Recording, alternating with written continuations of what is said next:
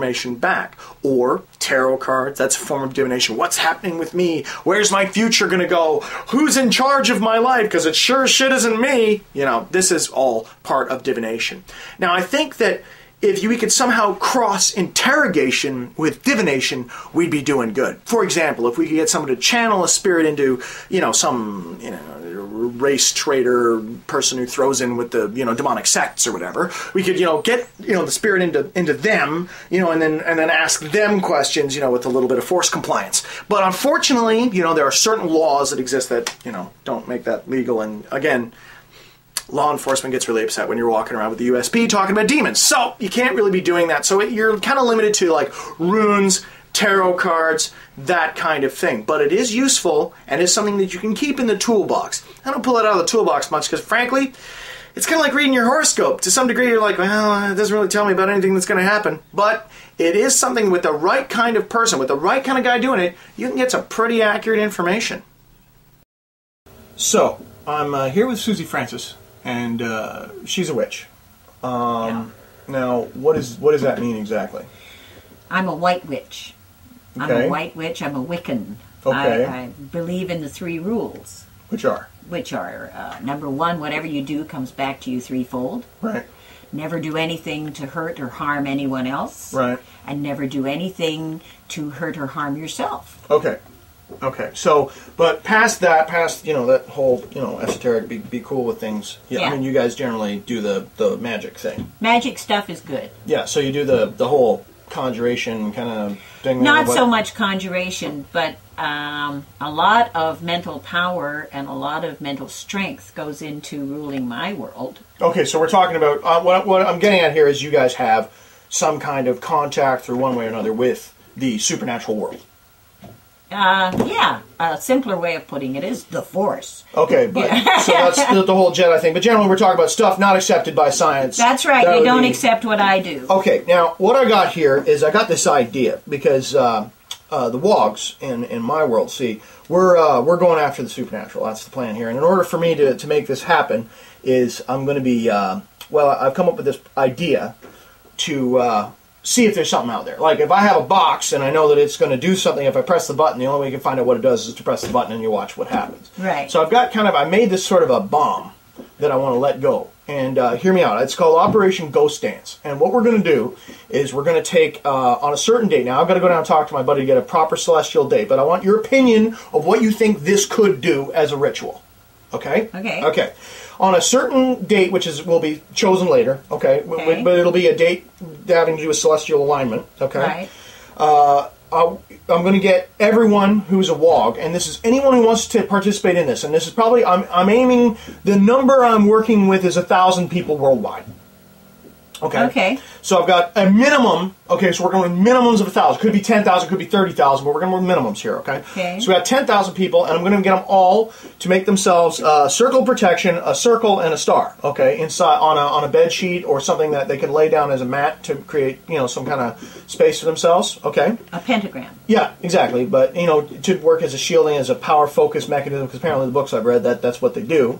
Okay. You have to be careful with pentagrams. Hear me out. Let me just tell you the whole gig, and then you can give me what's going on. Okay. Then once they're inside that pentagram, okay, they're all going to be getting a quartz crystal, okay, and they're all going to be sitting there. Now, at a precise time, okay, up until, like, say it would happen at, say, I haven't got the time chosen yet either, but the precise time, say we made it 8 o'clock, at about 6 o'clock we get these guys to get their heads open a little bit. You know, the chanting, meditation, pharmaceuticals, whatever.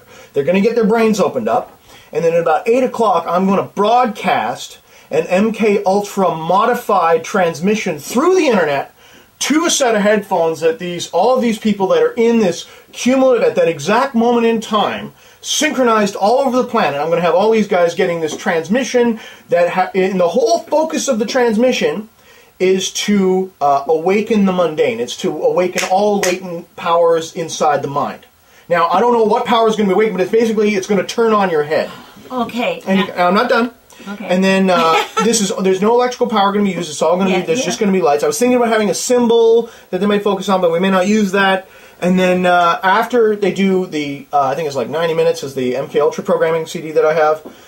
After they do that, they turn off all of their media to focus on the effects of that programming and the media, and this includes like very minimal contact. Like, of course, you'll have to speak on the phone, I suppose, if you're so inclined. But there's no video, there's no computer, there's none of that for 30 days. The only thing they're allowed to do is read, and that's it. If they are totally jonesing for stimulus, they are allowed to read, but there is no other things happening for up to 30 days. And at that time, it's treated like a chiropractic adjustment. If I were to go and snap their heads a little bit, then they wait for 30 days for that change to have full effect on their bodies, mind, body, spirit. And I'm thinking that by the numbers, by the data I've been able to pull out of books and stuff, this should do something. Oh, it will. Yeah, what will it do? First of all, you have to take precautions. Well, You must learn, if you've read books and you understand, yeah, then all of them should be facing in the same direction. like north. Like north or south or east or west, and depending on the powers you're trying to awaken. Well, it's blanket statement. Anything that's in there, anything in your head, wakes up.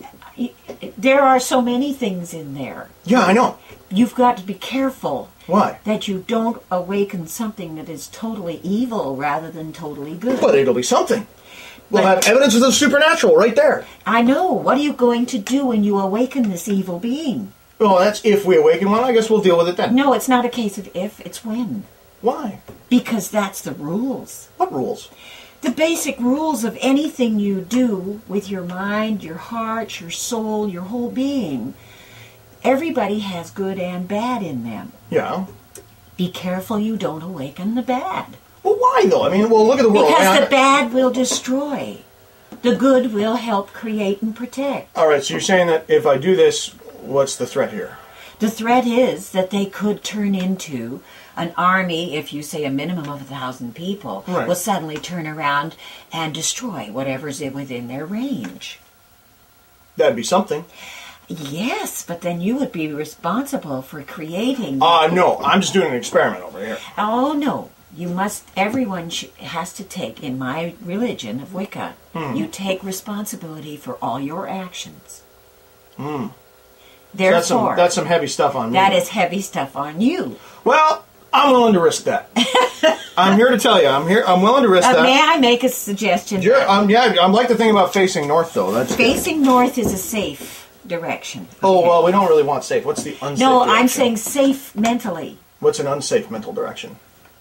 An unsafe mental direction is east. East.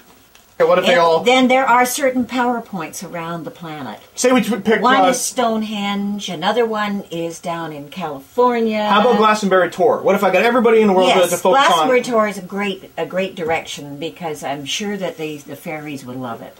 The fairies? The fairies, yes. That's another realm. Can you expand on that a little bit?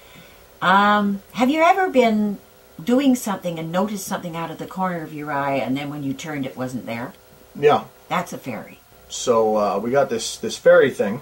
We got the... So, hang on. Okay, so... But that's another realm. That is another realm. We'll deal with the fairy issue at a later date and determine whether or not they're a menace. But for right now...